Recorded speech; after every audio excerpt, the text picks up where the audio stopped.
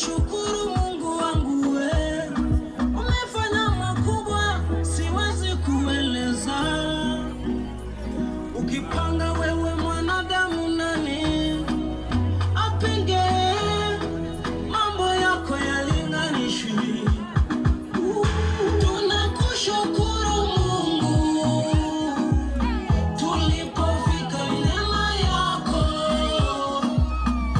Tunakushukuru Mungu, tulipofika neema yako.